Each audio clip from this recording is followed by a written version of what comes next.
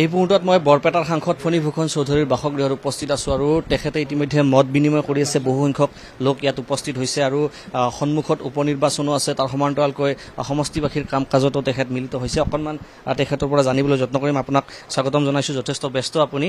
কালিৰ দিনটোত আমি গম পাইছিলোঁ অগপৰ এখন সভা হৈছিল নলবাৰীত। কি বিষয়ে এক প্ৰকাৰ আলোচনাৰ সামৰি লোৱা হৈছে এই নলবাৰীৰ যিখন সভা হৈছে? নাই ছাৰ, নলবাৰী সভাখন এখন নহয়, তাত 4খন সভা অনুষ্ঠিত হৈছে। আমি যোৱাকালি 5টা পঞ্চায়তত আমি সভা অনুষ্ঠিত কৰিছোঁ। তাৰে এখন সভাত 2খন আঞ্চলিক, তাৰমানে 2খন পঞ্চায়ত, আৰু বাকী 3খনত এখন পঞ্চায়তৰ আমি সম্পূৰ্ণ সাংগঠনিক দিশত আমি আলোচনা কৰিছোঁ। আমাৰ দলটোক নলবাৰীত কেনেকৈ শক্তিশালী কৰিব পৰা যায় এই বিষয় লৈয়ে আমি এটা আলোচনাত মিলিত হৈছিলোঁ। আৰু দলটোক শক্তিশালী কৰাৰ লগে লগে অহা ডিচেম্বৰ নৱেম্বৰ মাহত যি পঞ্চায়ত নিৰ্বাচন হ'ব, সেই পঞ্চায়ত নিৰ্বাচনৰ কাৰণে সাজু হ'বৰ কাৰণে আমি দলীয় কৰ্মীসকলক আহ্বান জনাইছোঁ। তাৰ পূৰ্বে আপোনাৰ উপ নিৰ্বাচন আছে আৰু উপ নিৰ্বাচনত ইতিমধ্যে কংগ্ৰেছৰ ফালৰ পৰা দেখিবলৈ পোৱা গৈছে যে তেখেতসকলৰ তৎপৰতা বাঢ়িছে। আজিৰ দিনটোত আপোনাৰ ব্ৰজেনজিৎ সিংহ তেখেত বঙাইগাঁৱত উপস্থিত হ'ব। কেনেকুৱা দেখিছে গোটেই পৰিৱেশটো উপ নিৰ্বাচনৰ ক্ষেত্ৰত? উপ নিৰ্বাচন যিটো হ'ব লগা সেইটো হ'ব, মই বেলেগ কথা নকওঁ। তাৰপিছতো ইয়াত তাৰমানে বঙাইগাঁও সমষ্টিটো আমি যোৱা 8টা নিৰ্বাচনত আমি জয়ী হৈছোঁ।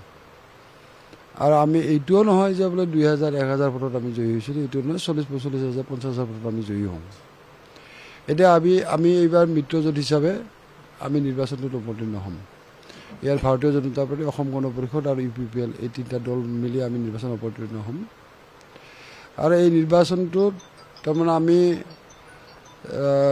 চিৰিয়াছলি লৈছোঁ। আৰু এইটো তাৰমানে NDA ভাৰ্চাছ ইণ্ডিয়া হ'ব। গতিকে আমি আশা কৰিছোঁ যে ইয়াত তাৰমানে আমাৰ জয় মসৃণ হ'ব, আমি জয়ী হ'বলৈ সক্ষম হ'ম। প্ৰাক্তন IPS বিষয়া ব্ৰজেনজিৎ সিংহ কংগ্ৰেছত যোগদান কৰিছে। কংগ্ৰেছৰ শক্তি বাঢ়িব নে কেনেকুৱা ধৰণৰ দেখিছে? কংগ্ৰেছৰ যি শক্তি আছে সেয়ে শক্তি থাকিব। এতিয়া ইয়াত তাৰমানে এজন মানুহৰ তাতে কংগ্ৰেছৰ জইন কৰোঁতে যে শক্তি বৃদ্ধি পাব এইটো কথাটো নহয়। তেওঁ আচলতে কথাটো হৈছে যে তেওঁৰ দলত জনসংযোগ কি আছে, ৰাইজৰ লগত সম্পৰ্ক কি আছে। তেওঁ আজি দীৰ্ঘদিনীয়া পুলিচ বিষয়া হিচাপে কৰ্মত ব্ৰতী হৈ আছিল। কিন্তু তেওঁৰ সুদীৰ্ঘ এই 30-35টা বছৰীয়া যিটো কাৰ্যকাল, তেওঁৰ চাকৰি কাৰ্যকাল, সেই চাকৰি কাৰ্যকালত বঙাইগাঁও ৰাইজে তেওঁক ইয়াত দেখিবলৈ পোৱা নাই। বা বঙাইগাঁও ৰাইজৰ কাৰণে কিবা উন্নয়ন কৰিব লাগে, কিবা সমস্যা সমাধান কৰিব লাগে, কিবা ৰাইজৰ লগত থাকিব লাগে, সেই কথাটো ইয়াত ৰাইজে প্ৰত্যক্ষ কৰা নাই। গতিকে এনে আহিব আৰু পুলিচ বিষয়া তেওঁ এজন আহিব। গতিকে এইটো নিৰ্বাচনটো পুলিচ বিষয়া খেতিয়ক এইটোৰ ওপৰত নিৰ্ভৰ নকৰে। নিৰ্বাচনটো নিৰ্ভৰ কৰিব জনপ্ৰিয়তাৰ ওপৰত, নিৰ্বাচনটো নিৰ্ভৰ কৰিব সংগঠনৰ ওপৰত, দলৰ ভাৱমূৰ্তিৰ ওপৰত। আৰু এইটো কথা স্পষ্ট যে বৰ্তমান আমাৰ ৰাজ্যখনত মিত্ৰজোঁটৰ চৰকাৰ চলি আছে। অসম গণ পৰিষদ, ভাৰতীয় জনতা পাৰ্টি আৰু UPPL ভাৰতীয় জনতা পাৰ্টীৰ নেতৃত্বত এখন চৰকাৰ গঠন চলি আছে। এতিয়া ৰাইজে এই 1.5 বছৰৰ কাৰণে যি নিৰ্বাচিত প্ৰতিনিধি নিৰ্বাচিত কৰিব, মই ভাবোঁ এইটো তাৰমানে শাসকীয় দলৰ প্ৰতিনিধিকে, শাসকীয় দলৰ প্ৰাৰ্থীকেই তেওঁলোকে গুৰুত্ব আৰোপ কৰিব বা ফাৰ্ষ্ট প্ৰিফাৰেঞ্চ দিব। এইকাৰণেই যে শাসকীয় দলত থাকিলে বিভিন্ন চৰকাৰে সা সুবিধাসমূহ লাভ কৰিব পাৰে। আৰু ইয়াৰ সা সুবিধাৰ প্ৰতি লক্ষ্য ৰাখিয়ে, উন্নয়নৰ প্ৰতি লক্ষ্য ৰাখিয়েই বঙাইগাঁও সমষ্টিত যি উপ নিৰ্বাচন অনুষ্ঠিত, এই উপ নিৰ্বাচনত শাসকীয় দলৰ সপক্ষত ৰাইজ থিয় হ'ব বুলি মোৰ দৃঢ় বিশ্বাস। উপেন বৰাই কৈ গৈ আছে যে অগপ বিজেপিৰ প্ৰতি মোহ ভংগ হৈছে ৰাইজৰ।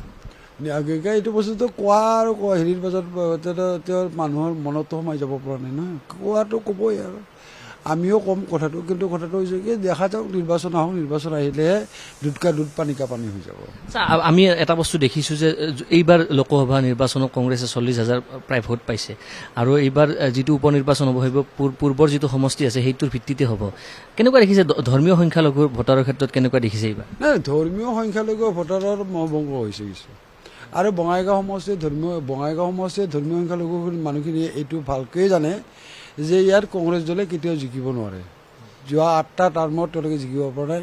এইবাৰ পাৰ্লিয়ামেণ্ট ইলেকশ্যনতো জিকিব পৰা নাই। আমি প্ৰায় 1 লাখ ভোট পাইছোঁ, তেওঁলোকে 40,000 ভোট পাইছে, প্ৰায় 60,000 ভোটৰ ব্যৱধান হৈছে। গতিকে মই ভাবোঁ যে ধৰ্মীয় সংখ্যালঘু লোকসকল এই বৰ্তমানৰ চৰকাৰখনৰ পৰা কোনো ধৰণৰ তেওঁলোকে বঞ্চিত হোৱা নাই, বৰঞ্চ তেওঁলোকৰ উপকৃত হৈছে ধৰ্মীয় সংখ্যালঘু লোকসকল। গতিকে তেওঁলোকে উপকৃত হোৱাৰ স্বাৰ্থত মই ভাবোঁ যে এইবাৰ তেওঁলোকে শাসকীয় পক্ষৰ সপক্ষত তেওঁলোকে থিয় দিব। অগপৰ প্ৰাৰ্থিত্বৰ কথাটো আহিছোঁ। অগপৰ প্ৰাৰ্থিত্ব কেন্দ্ৰিক যিটো বিষয় বতৰা আছে সেইটোত আপুনি অগপৰ প্ৰাৰ্থিত্ব কেন্দ্ৰিক একো সংঘাত হোৱা নাই। সংঘাতৰ কথা কোৱা নাই, মানে 13জনীয়া কমিটি বনাই দিছিল, আপুনি প্ৰত্যক্ষভাৱে নাই যদিও কেনেকুৱা ধৰণৰ দেখিছে? তেওঁলোকে 13জনীয়া কমিটি এখন গঠন কৰিছে, তেওঁলোকে চালি জাৰি চাই আছে, তেওঁলোকে ৰিপৰ্ট দাখিল কৰিব। ৰিপৰ্ট দাখিল কৰাৰ পিছত কেন্দ্ৰীয় নেতৃত্বই কেন্দ্ৰীয় নেতৃত্বৰ লগত তেওঁ নিশ্চয় আলোচনা মিলিত হ'ব। মিলিত হৈ যিগৰাকী প্ৰাৰ্থীক দিলে আমাৰ জয়ী মসৃণ হ'ব, সহজ হ'ব, তেনেধৰণৰ প্ৰাৰ্থী নিশ্চয় তেওঁলোকে থিয় কৰাব। কিমানমান আপোনাৰ প্ৰাৰ্থী এতিয়ালৈকে তেখেতসকলে প্ৰাৰ্থী তেওঁলোকে বস্তুটো মই সেই কথাটো তেওঁলোকেহে জানিব। মই প্ৰাৰ্থীৰ বস্তুটো বিষয়টোত সোমোৱাই নাই। মই আচলতে নিজৰ কামত ব্যস্ত হৈ আছোঁ। আপোনালোকে দেখিছে যে ইয়াত মই বঙাইগাঁও সমষ্টি তথা বৰপেটা লোকসভা সমষ্টিৰ বিভিন্ন জনসাধাৰণ ইয়াত আহি থাকে। তেওঁলোকৰ কাম কাজবিলাক মই চোৱা চিতা কৰিবলগীয়া হৈছে। গতিকে এই মুহূৰ্তত মই তাৰমানে এতিয়া মই অলপ পিছতে মই অভিপুৰীত যাম, তাৰপিছত মানিকপুৰত যাম। গতিকে মই তাৰমানে বৰপেটা লোকসভা সমষ্টিৰ বিভিন্ন অঞ্চলবিলাকত মই গৈ আছোঁ, কাৰণ মই এই কথাটো প্ৰতিপন্ন কৰিব বিচাৰিছোঁ যে ৰাইজৰ সাংসদৰ প্ৰতি যিটো ধ্যান ধাৰণা, সাংসদক নাপায়, সাংসদ মানুহক ৰাইজৰ কাষত নাযায়, সাংসদ সমস্যাৰ লগত জড়িত নহয়, এই যিবিলাক ধ্যান ধাৰণা, এই ধ্যান ধাৰণাটো মই সলনি কৰিব বিচাৰিছোঁ। আৰু সেইকাৰণে মই ৰাইজৰ কাষত থিয় হৈ আছোঁ। আপোনাৰ সহধৰ্মিনী দীপ্তিময় চৌধুৰীৰ নামটো আছে। ৰাইজে আপোনাৰ তেখেতৰ মই এই কথাটো মই নাজানো, এতিয়া কথাটো মই নাজানো। এতিয়া কথাটো ৰাইজে যদি বিচাৰে তেওঁ নাই, মই সেই কথাটো এতিয়া ক'ব নোৱাৰোঁ। কিন্তু মই এতিয়ালৈকে মই জনাত সহধৰ্মিনীয়ে তাৰমানে প্ৰাৰ্থীটো বিচৰা নাই। কোনোবাই বাহিৰৰ পৰা কৈ আছে তেওঁৰ নামটো, ৰাইজে বিচাৰি আছে। নাই, ৰাইজে বিচাৰি থাকিলেও বস্তুটো পিছত আলোচনা নিশ্চয় হ'ব। এই বিষয়ত আমি সিদ্ধান্ত ল'ব লাগিব। এয়া দেখিবলৈ পাইছে সাংসদ ফণীভূষণ চৌধুৰী, তেখেতৰ পৰা অকণমান আমি মন্তব্য জানিবলৈ যত্ন কৰিছিলোঁ। আৰু উপ নিৰ্বাচন কেন্দ্ৰিক বহু কথা বতৰাই তেখেতে উল্লেখ কৰিছে। আৰু এটা কথা উল্লেখ কৰিছে যে সহধৰ্মিনী দীপ্তিময় চৌধুৰী তেখেতে এই মুহূৰ্তলৈকে প্ৰাৰ্থিত্ব বিচৰা নাই বুলিও তেখেতে উল্লেখ কৰিছে। আৰু উপ নিৰ্বাচনক লৈ পেলাই অগপৰ যি তৎপৰতা আছে সেই তৎপৰতা দেখিবলৈ পোৱা গৈছে।